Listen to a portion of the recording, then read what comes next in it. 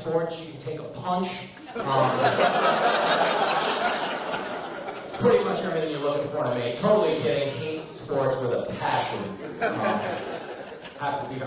No, I really do. I have a good girl. She's a good girl, but she's annoying because she starts every conversation with, "Oh my God, you're not going to believe this." And then it's something you can totally believe every time. No, why do you do that? Why do you do that? Because we fall for it every time. I almost died on the West Side Highway today because I got a phone call driving down the highway. She's like, "Oh my God, I don't believe this." I'm like, "What?" She's like, "I was at the Gap today and I got that blue shirt I wanted." I'm like, "Yeah, I can totally believe that, actually." They make them there. If you would have told me at an aquarium and a giraffe swam in holding the blue shirt from the Gap, I would have been like, "Oh my God, I can't freaking believe that." If you would have told me you hit lotto, if you would have told me you picked out a decent movie, I would have been like, "Oh my God." She said that to me with a straight face the other day. That's a tough question, man. She's like, "How come we never let me pick out the movie?" I'm like, "The same reason we never let the dog drive the car." Generally not going to end good, Jenny. Not going to end good. Nice girl, though, she eats. I like her because she eats. I like food, and I like girls that like food, man. Say this general, all of our models have to weigh 9 pounds to be considered hot. 9 pounds is not hot. When did it become cool to nail an Ethiopian boy, you know? It's not hot. You ever go to the gym, see the 30-pound girl on the treadmill doing 90? You're like, what is your goal, to evaporate? Stop running. Your dad will never love you, you know? Wow.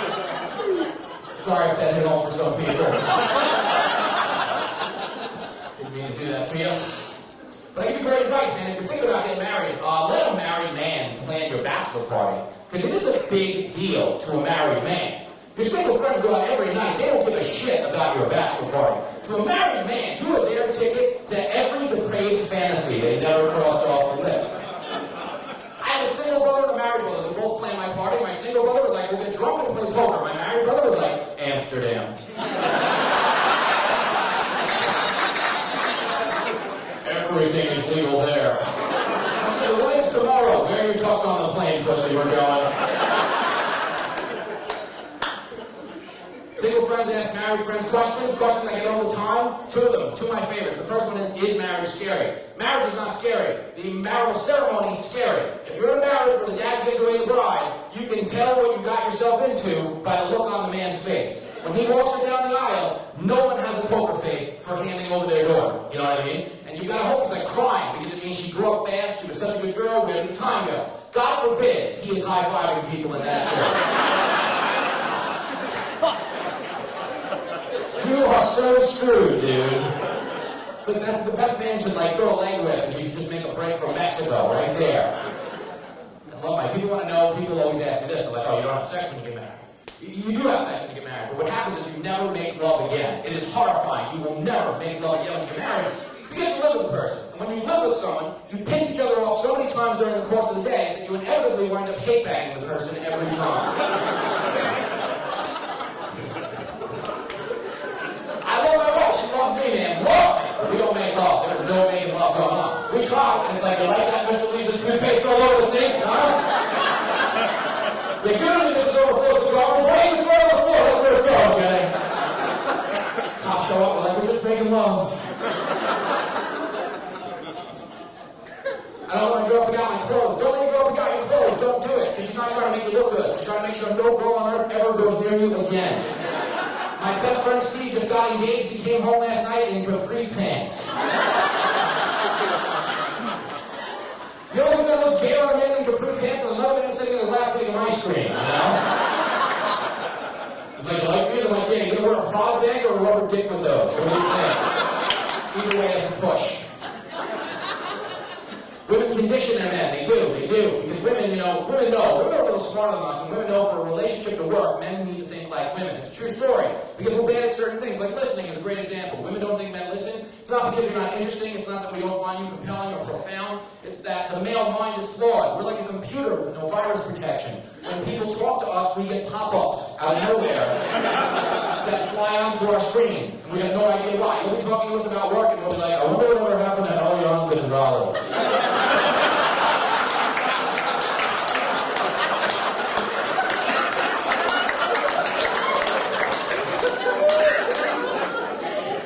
Where did that come from? We don't know!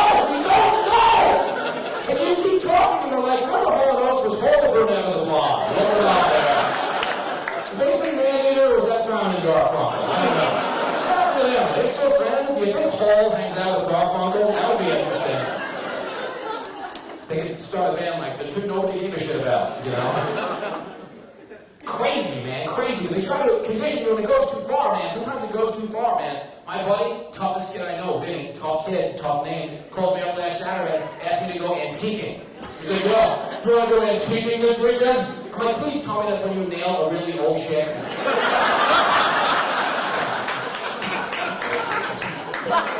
Because that is the latest invite I've ever gotten in my life.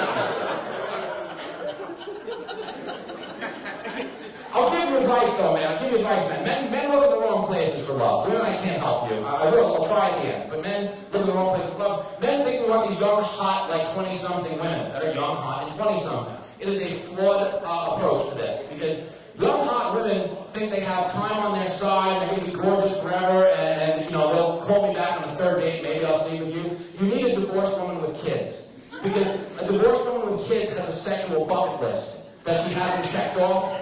And she's your friend, you know? You know, with a 25-year-old who has a coworker that hit on her all the time. It's like, yeah, call me, Facebook me, Twitter me, maybe follow me on Twitter, I'll go out and kiss you on the cheek at the end of the night. I mean, a 50-year-old woman, she's like, maybe go out the bowling alley and bring a Viking home. Let's go. Come on. I gotta see her. Come on. What's your name? I'll get it later. Don't worry. Let's go. Women, if you want help, we'll give you help. We'll give you help if you want help. This is the help.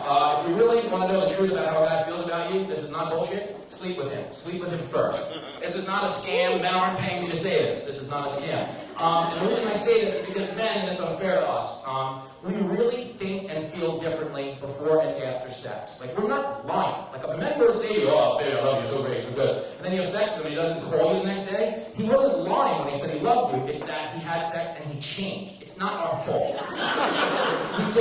I'm not bullshitting you. Men before sex are like politicians before elections, man. It's like, can I call you tomorrow? Yes, I can. You know? Can I be monogamous? Yes, I can. Then you bust it up and you're like, my fellow Americans.